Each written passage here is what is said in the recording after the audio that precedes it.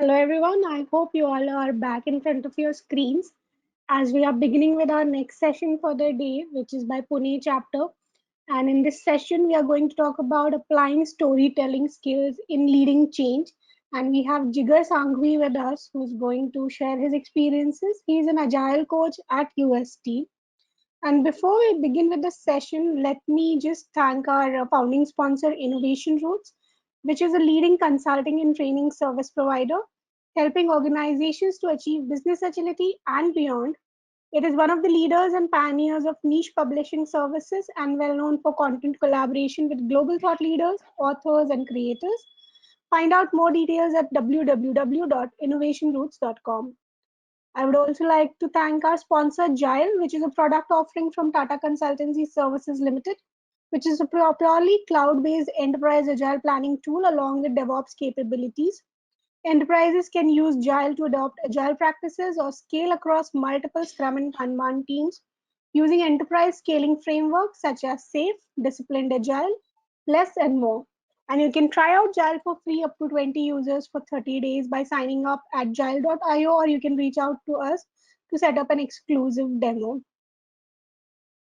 These are some do's and don'ts for 2 days of event. Join every event 5 minutes prior to the start time. A recommendation is using high quality speakers and headphones for better sound quality. Requesting all to keeping their microphones muted and videos disabled until you're a speaker or panelist for the session because it sometimes causes disturbance and bandwidth issues. At any point you have questions, make use of the chat box. At the end of the session, the facilitator or moderator will read out the questions and get the questions answered by the speaker as per the time in hand. And at the end of the event, we will share a feedback box. Please spare some minutes to fill in the details. And we really appreciate your cooperation in following these simple steps. And now, without any further ado, we will begin with our next session about storytelling. So, I would say storytelling becomes more relatable and actionable to make changes in any organization, and especially when the leadership and change practitioners they speak the same voice. And I'm really looking forward to listen to Jigar for his experiences. And I would like to now call upon Prashant Gulwadi, who is going to facilitate this session, and I would like to call upon Jigar on the camera and microphone. So over to you, Prashant. Thank you, Nupur. Good morning, everyone. I'm Prashant Gulwadi, a volunteer in the Agile Network India community. As Nupur introduced, our topic is applying storytelling skills in leading change. Let me start this session with a story myself, which I heard from my grandmother when I was very small. You might realize which story I'm telling when I get to the end of it. Long time ago, when humans hunted animals for food, there was a hunter. He used to hunt animals and sell the meat, and also feed his family. One day he could not hunt any animal entire day. He and his family were hungry. He had walked deep into the forest looking for animals without realizing it getting dark. He came across a pond of water and thought it to be a good place to wait for them. He collected some water in his container and climbed a nearby tree to wait for them. Even after waiting a long time, no one came. Without knowing, he was plucking leaves and throwing them down. Water from the container dripped down below the tree. Soon a deer came to the pond. He aimed his arrow at the deer. The deer pleaded with him to allow her to meet her family one last time and promised to come back again. Reluctantly, the hunter agreed. Few hours later, another deer approached. It was family member of the first deer. This deer also pleaded for time and promised to come back again. Somehow he again let that deer go too. After some time, the male deer of this family approached the pond. Cycle repeated itself, the hunter letting it go. Waiting, he kept plucking leaves one by one, throwing them down below. Later, all three deers appeared and pleaded with him to take the life first. The hunt felt remorse and very bad and let them all go away. In fact, at that moment, he decided to quit hunting and stop hunting forever. What triggered this emotion is the hunter forgetting the hunger of his own family and his own. What led him to stop his own vocation? What did we learn from this story? To help us understand the importance of storytelling in bringing change, we have with us today Jigar Sanghavi. And thanks, Nupur, and thanks, Prashant, for the introduction and setting the stage so beautifully. Uh, and thanks everyone to who have joined. Okay, we are going to look at the concept of applying storytelling skills in leading change. Okay? And yeah, this is me. Uh, Prashant did say some very kind words about me, but yes, about 10 years ago, my agile journey started when I moved from becoming a project manager to a scrum master. When the organization was when the client organization I was working with, it was shifting from traditional ways of working to agile ways of working, and the project managers were given a chance to either learn agile or to lead the organization. Right. So of course, like since then, I entered into the shoes as a scrum master. It's been a wonderful roller coaster ride since then, and yeah, supported by my family. We are based in Pune, and something that I'm very passionate about. Something that also kept me going is my passion for fitness and travel. And yes, this entire journey has also helped me learn and evolve, not only professionally but also personally. Yeah, that was a little bit about me. But what are we going to look at today in the session today? This is the flow. This is by and large how the flow is going to be. We are going to understand the relationship between the humans and the stories. We'll see what a story is or what a business story is. We'll understand about the story and the change cycle that goes on in the organizations and how we can leverage it to use it, to use business storytelling to understand, inspire, and influence for change. Okay. Moving forward, what I'm going to do is I'm going to share a video. I'm going to share my video on my screen. And at the end of the video, the question to you is going to be, what did you observe in the video? Okay. So it's less than a minute video. You are requested to observe what's going on and share your views at the end of the video. Okay. So there is no audio as such in this video. Yes, so this is the video. I hope you're able to see the screen, and I'm going to play it. Okay, there it goes.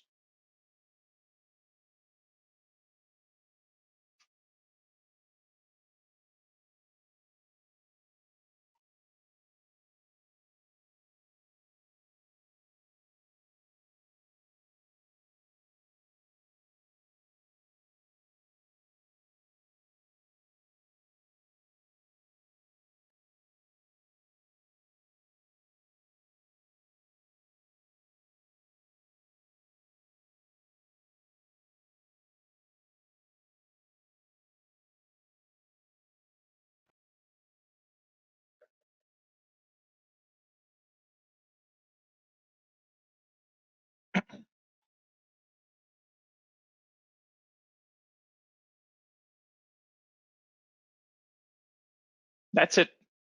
That was the video. And I want to hear a couple of thoughts about what was your observation? What was going on in the video?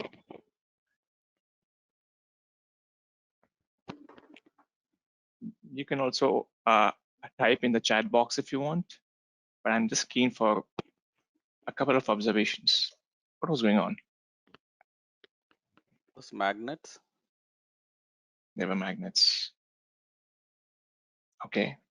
What was happening with the magnets? Repelling, right? Because like Mm-hmm. Okay.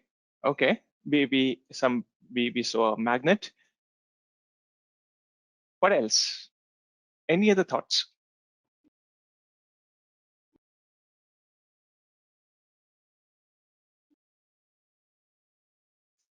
some formation and reformation. One object trying to get the other two into the enclosure. Yes, yes, yes. We observed, so we can see that different people saw different interpretations of this video. Somebody saw magnet, somebody saw some formation and reformation, and yet somebody else saw uh, objects working in the enclosure. Right now, these three are three different uh, interpretations, and I'm pretty sure, like most of us, many others would have our own interpretations of what was happening in the video. For what you all say, if I show that video to a group of police officers, they would have their own interpretations. A group of doctors will have their own interpretations.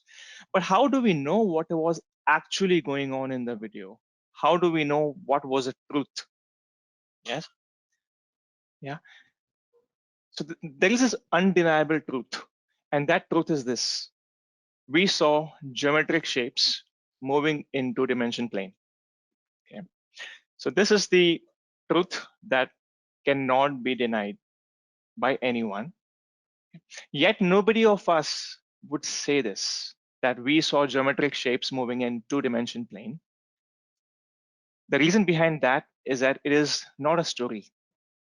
It is not an interpretation. It is a fact. And facts are boring for humans. Okay. Facts and humans don't go well together. Okay. Somebody has rightly said that there are no facts, only interpretations. Okay, so as we are seeing, there are two people who seem to be arguing over a figure that seems like 6 to one and 9 to the other. Okay, so it's their locations that is determining their interpretations and their stories, correct? And if you just ask me, if we are, I am seeing neither 6 nor 9. I'm able to see an elephant, maybe, an elephant without the legs and the ears, right? So that's my interpretation. Okay? And so basically it's about the stories that go on in our minds based on our values and the background and our positions, etc., etc., etc. Okay. And as I said before, that facts and humans don't go well together, I want to tell you about one of the facts. Okay, this is a fact about this brother and this sister. I read about them about a couple of years ago on LinkedIn, and the fact said, the fact said that the brother saved his little sister from a dog attack by himself undergoing the attack. Okay, so he was hurt by the dog while he was trying to save his sister. Okay, and yes, uh, it became quite a popular thing on the social media. Many of us must be aware about it. And what I remember is not just about the story or the fact about a boy, a brother, risking his own life for his sister. Okay, but I also want to highlight how this fact was interpreted by different audience or by different viewers. So what you're going to see next is some of the comments. Okay, some of the comments to what happened. Okay, so we know what the fact was, but this is one of the comment. Okay, somebody said this: he is not a little boy, he's a little man with a belief and strength shown on that day. He's a hero. He's my hero for life. Yeah, so somebody made him a hero for life. Yeah, there was another comment who said that, let me guess, the dog was put down and the owner got a new dog. Right. So this another somebody is completely in the world of the dog.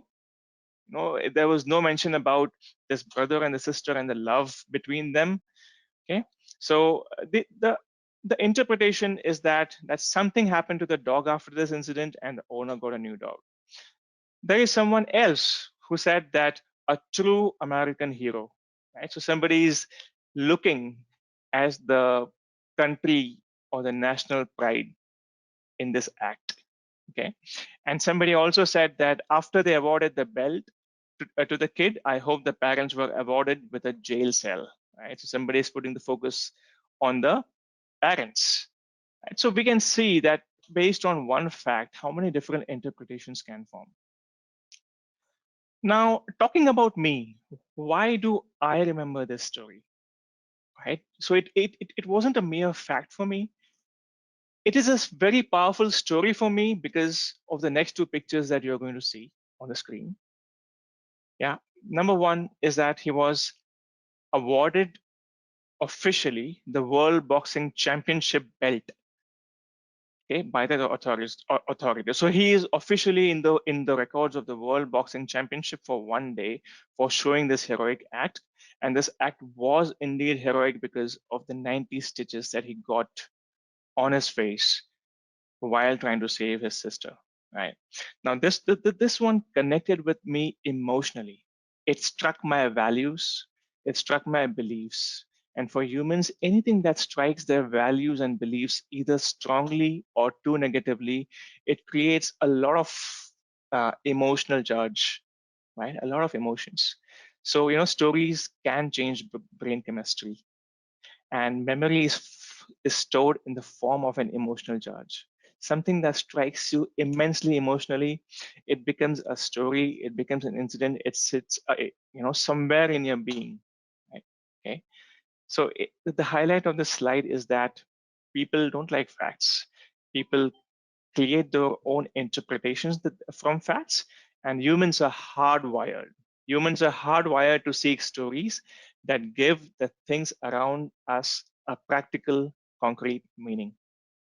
Okay, so there's a little bit about humans and the stories. Now let's talk about what is a story or what is a business story, right?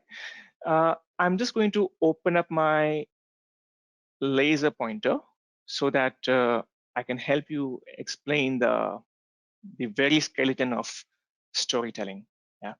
So a story is something that starts with a location and a time marker. So a time marker, location marker, there is a sequence of events, and there is a little bit of detail or a dialogue about what's happening inside, right? And at the end of it, there is some insight. There is some learning. There is something interesting happening, and that interesting makes it a wonderful story. Yes, and you just add to it. If it's the whole thing's got a business point, then it is nothing but a business story. Okay. Would you want to hear an example of a story? Okay. So I'll start off with a story, and we'll try to stick with the story throughout the session. Okay. So just follow my laser pointer and see how a story is built up. Okay. So I may start with something like back in 2018 when I was working as an agile coach with a banking client in London. Okay, I was on my way to office and I was getting immensely late. I was very late for a retrospective meeting. Okay, and by the time I reached the meeting, the meeting was already halfway through. And as I entered the meeting room, I sensed a very awkward silence. Okay. There was nobody. The meeting was halfway through, but there was nobody who was talking. They were staring at a screen that had some metrics. It looked like a burn up chart on the board. And when I entered, it seemed nobody noticed me. It was as if I was invisible to them. Right? So after this, and I was wondering what's happening. Why is this silence? And suddenly the Scrum Master Amit spoke up. He broke the silence and told the product owner Sam that Sam, as I told you before, the metrics that we are seeing right now has got no meaning because we are now a huge group. And as I told before, maybe it's time to. And suddenly the product owner Sam snapped. He interrupted Amit rudely and he told that Amit, this is enough. We have spoken about it so many times before. We are not talking about it right now. Can we move forward, please? Yeah. And then again, there was an Ori silence. Okay. Now, what was the insight? So this is how the story went for me at that time. And I stood there frozen, not daring, asking for more explanations because I was late. But there was some insight for me as an agile coach. Yeah. And I'm sure we all are keen to know what was that insight about? What was that learning about? Yeah. So I'm just going to move to the next slide. And this is a scene one, the unusual retrospective. I call it an unusual retrospective because, as I said, very unusual things were going in in the meeting, you see. And in this retrospective, we have this product owner, Sam, who is shouting at somebody who's lost his cool. We have our Scrum Master, Amit, who is embarrassed, yeah, because he was told off by the product owner, and we have a group of developers, right? So we have four more developers sitting there in silence, not knowing what to say or what to do. Okay? And any guesses where am I in the picture? Well, I'm not there because as I said, I already felt invisible. Okay, and we had this metrics shown up over there. Okay, and through this meeting, as the next topic was discussed, I held that thought in my mind because I had spotted something. Right, I had spotted a story that was around the metrics that made no sense, and that was around the team that was going in size, and the product owner was not at all interested in talking about. So I spot something, and and I knew I had to do something about it, right? So after the meeting, what I did is I knew that the Scrum Master was frustrated, he was hurt, he was embarrassed, and I thought, let me offer him some beer. After office, I reached out to him. I just had some a small talk, and I offered him some beer at the end of the office, and he agreed to it. So there we were in a nearby joint, enjoying some beer and chips. And midway through the conversation, I asked him, "So Amit, what happened? Uh, I observed you trying to say something to the product owner, and he wasn't interested. So what's the story behind that?" And he said, "It's okay, Jigar. I mean, I tried to talk about it with the product owner a couple of times, but he is not interested. So maybe we can skip it." And I said, it's all right. We can skip it, Amit, but I'm just curious about it. What happened?" And then he told me about the growing team size. It had become into 20 people. The team were working on two different modules. They were completely separate from each other. And he told about the frustration that the team members were having because they had to attend the meeting for both the independent modules.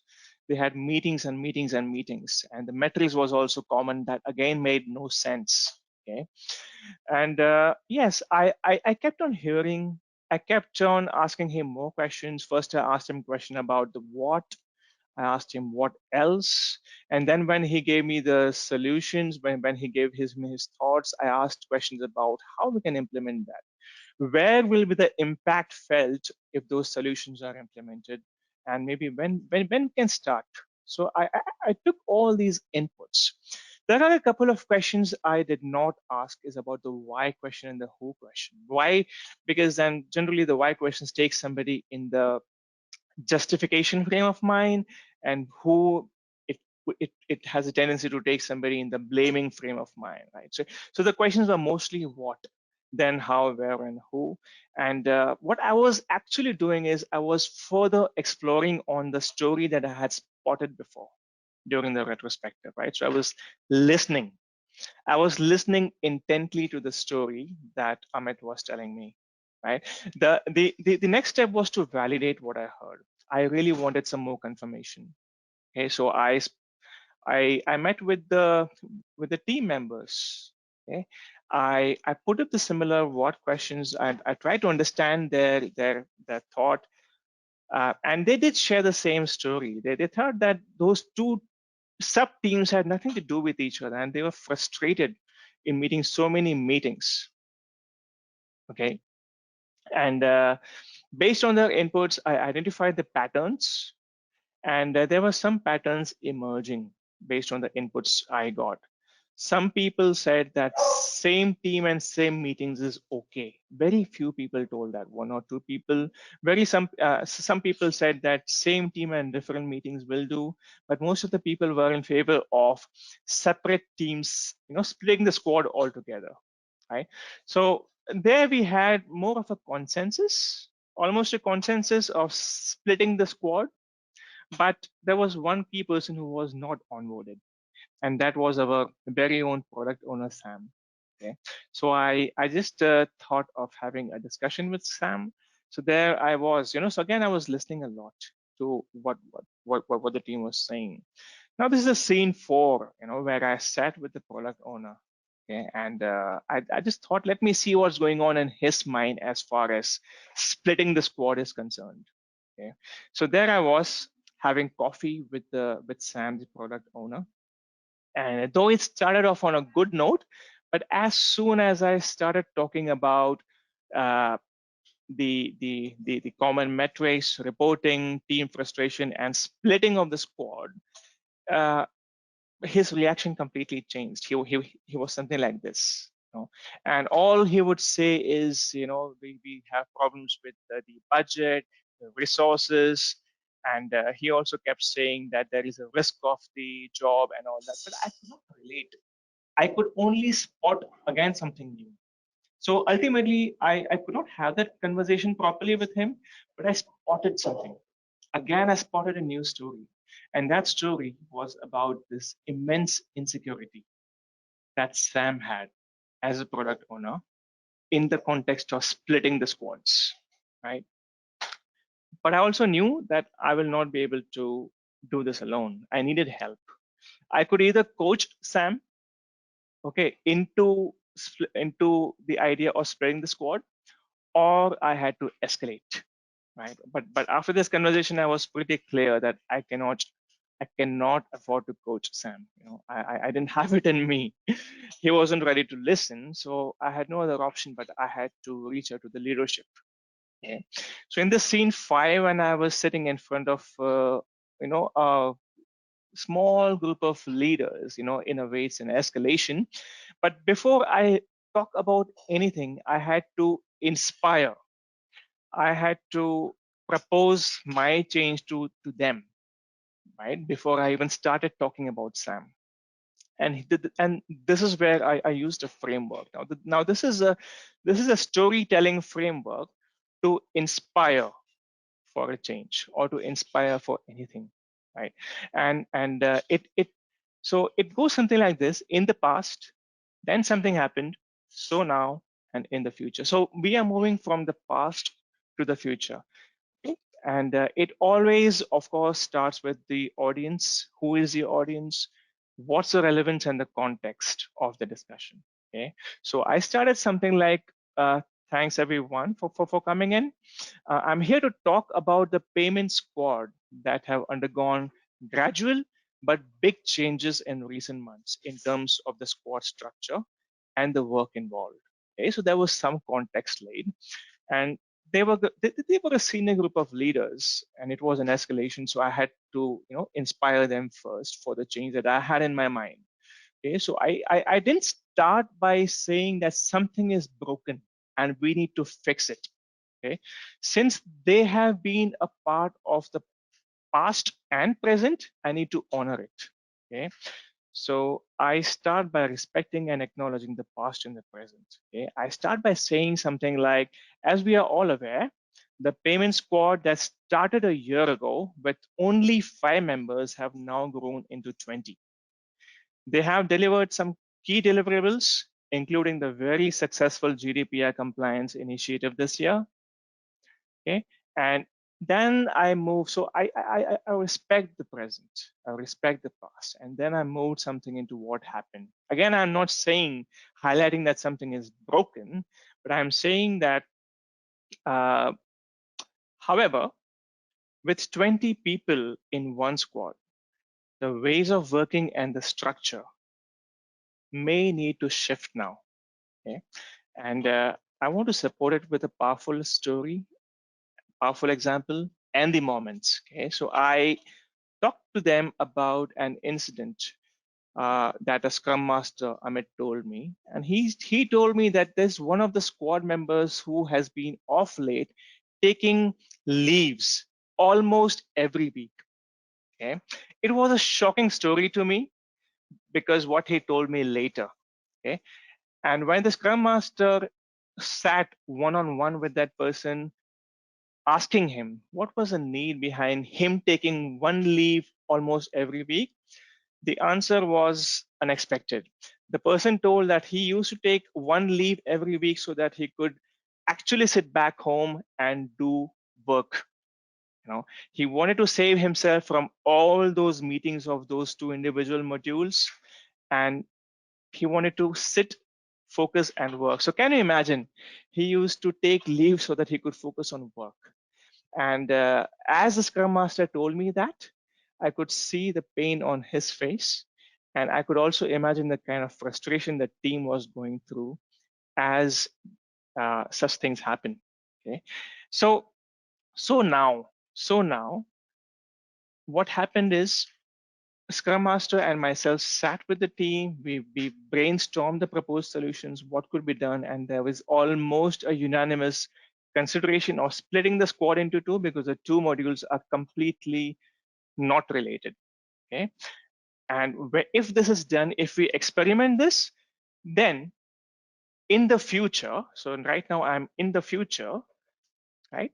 We may have not only higher employee morale, higher motivation, increased productivity, but an overall better team place.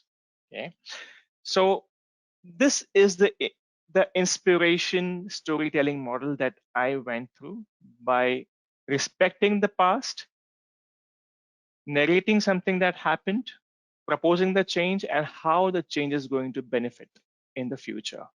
Now, this took no time for the leadership to understand, and they said, yes, Jigar, sounds good. Is everybody onboarded? I said, everybody is onboarded except one of our product owner, Sam. And that's when these leaders who had a prior working experience with Sam, they gave me a brilliant advice. They told me that based on our experience working with Sam, yes, he has some bad experiences, with the change. One of the times he underwent the change, but after the change, he lost half his powers. He lost his autonomy. He started reporting to someone he wasn't reporting to before, and that's why he may be insecure about the change. And that so when I heard that really ignited a light of inspiration in me, because then I came to know how am I supposed to approach Sam the next time, right? And when I told them the entire story, what I was actually doing was I was retelling the story that I already had in my mind, something that I had spotted before and I listened to. I just retold them the story to inspire them for the change. So everybody was onboarded with the change about splitting the squad except the product owner, right? And then now the next challenge for me was to reach out to the product owner again. Yeah. So this is the scene 7, me and the product owner round 2. Okay. Let's see what happens in this round. Okay. So in this round, it was more about influencing. I knew about what he was worried about, what were all his insecurities about, and it was about influencing.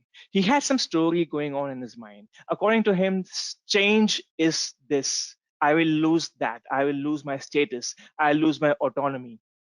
This was a story that was going on in his mind, and my aim was to respect that story as I influenced him.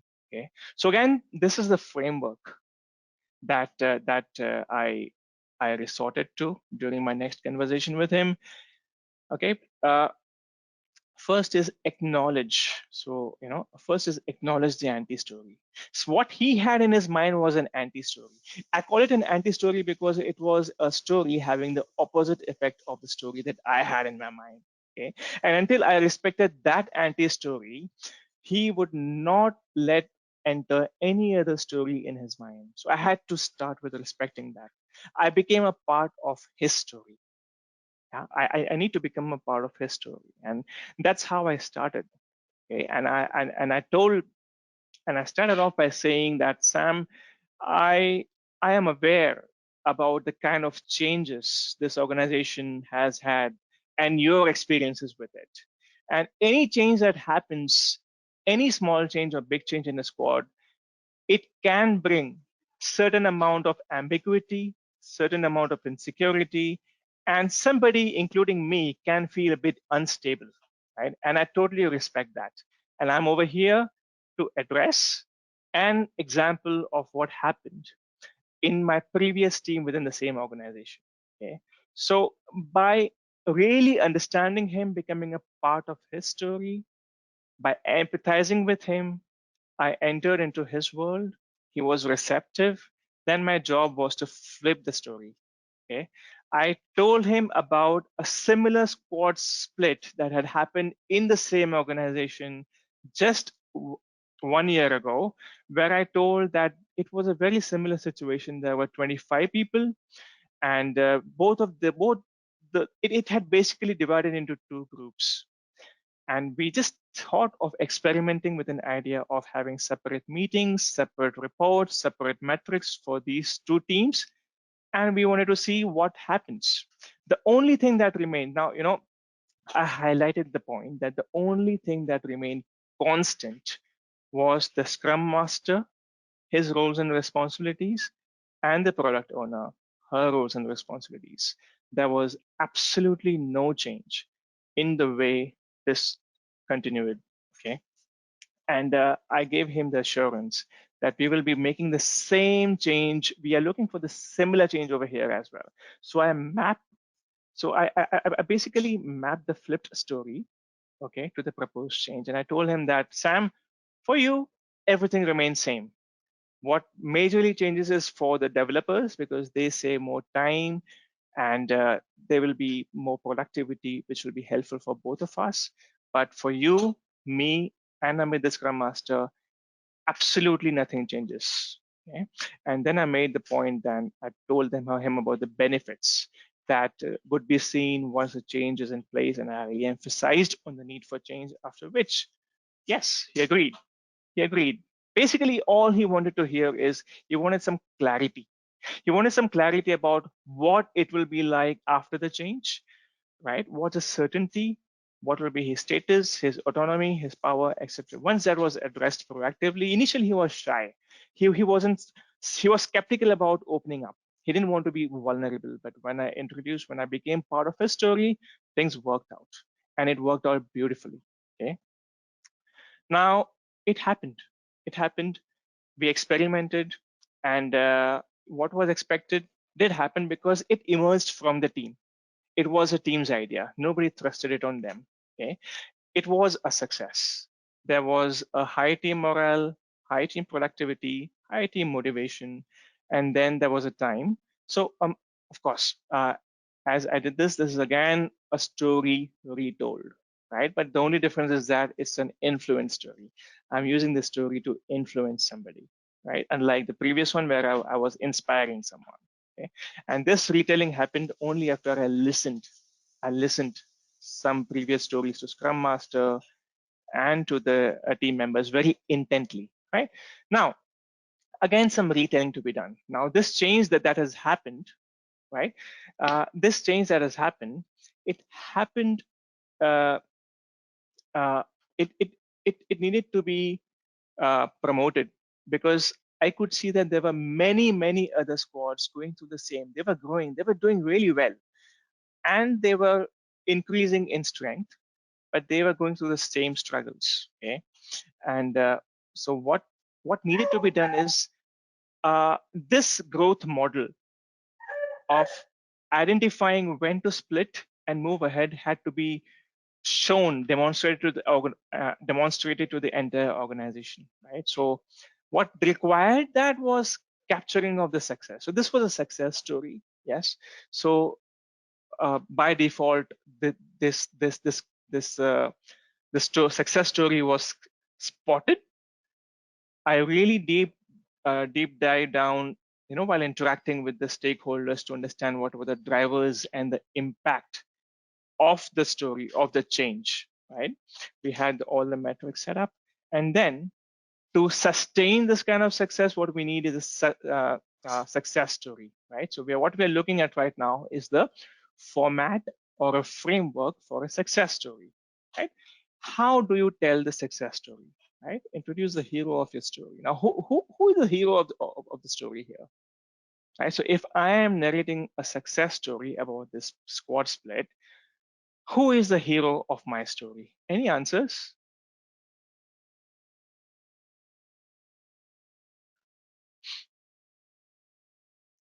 The team itself. Yeah, yeah, absolutely. When I am narrating a success story, anybody can be the hero of my story except myself. Okay. The hero of my story was the team, entire team. Okay. I would introduce them. I would I would describe that this is a team that is just like your team.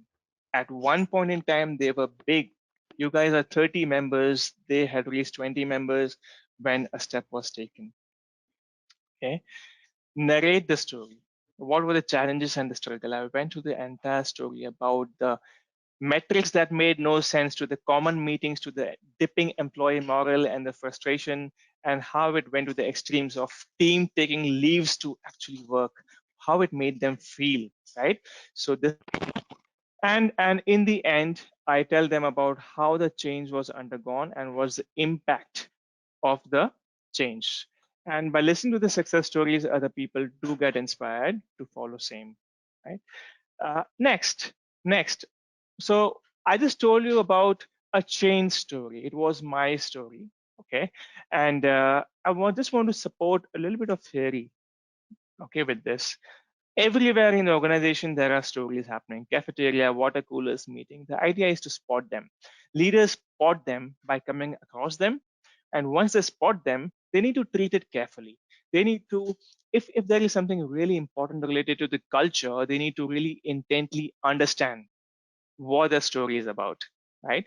And once they understand if it's really impactful, they need to retell the stories to an appropriate audience and narrate it with a purpose. In this case, the purpose was about splitting the team with the intention of raising the employee morale, right? So this is a storytelling cycle that I told about, spotting, listening, and telling, and how it maps with the change cycle, right? So we first need assess the need for the change. For that, we need to do some spotting. We identify the change by listening. What kind of change is required? We inspire for the change by retelling the story that we already spotted and heard, correct? And again, we influence.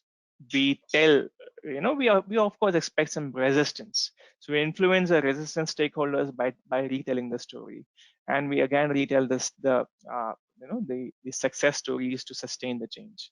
So this is a quick overview of the mapping between the story cycle and the change management cycle in an organization.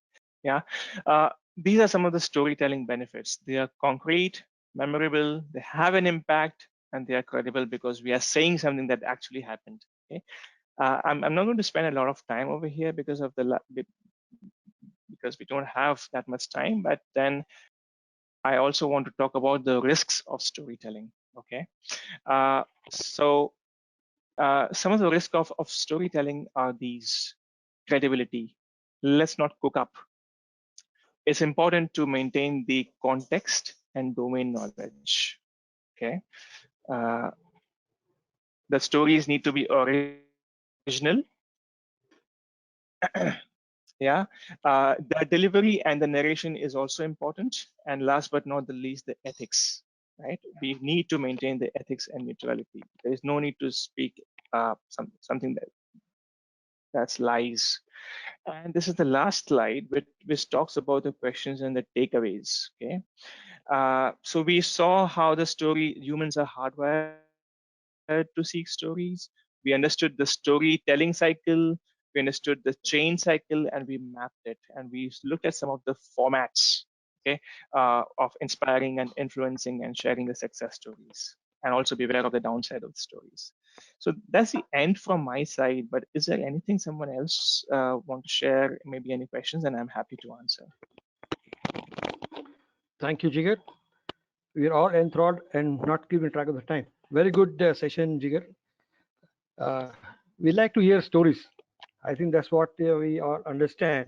Movies, advertisements, and books, the various channels to convey a story. It starts with our grandmother. It starts with the media today, internet. Coming back to chat, we see a lot of comments there. I think they are very interesting comments. If anyone has any questions, you can just maybe chat it, put on the chat, or open your mic and have a quick question shot across to Jigar there. Okay, any story about when it did not work? Yes, good one. Yeah, good, Priyank. Jigar, any story when it did not work? Yeah. Yes. Yes. So Hello. I think uh, every time I started with imposing my view, or by starting saying that something is broken and that's why we need a change, is when the things haven't worked. It is very important to really respect and acknowledge what has been working until now, narrate an example or a story. Okay. uh, and when you say an example, we go in the moments. At that time, the other person is able to relate. But every time I didn't take this approach, it hasn't worked. Yes. And the other time, the storytelling doesn't really work for me is, when I'm having conversations with my wife, because because she knows that I used storytelling to influence people. So when I start saying stories, she says, okay, what's the point? That's it. Thank you. Just one comment from Janki to Janki Raman. To improve storytelling, any recommendation books or reference materials? Jigar, Yes. any Yes. yeah, if you uh need some time, we can put on the chat later on. It's okay to put on the chat also. You can take it offline. yes. I Yes, sure. keep it on here. I'll wrap this session. So thank you, Jigar, for your time, your efforts to put this whole session together for us. And it's been fantastic working with you. And we thank the audience for participating in this session today. I'll wrap this session by a few quotes. One from Brandon Sanderson.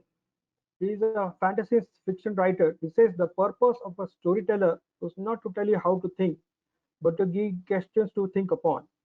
I repeat, the purpose of a storyteller is not to tell you how to think, but to give you questions to think upon.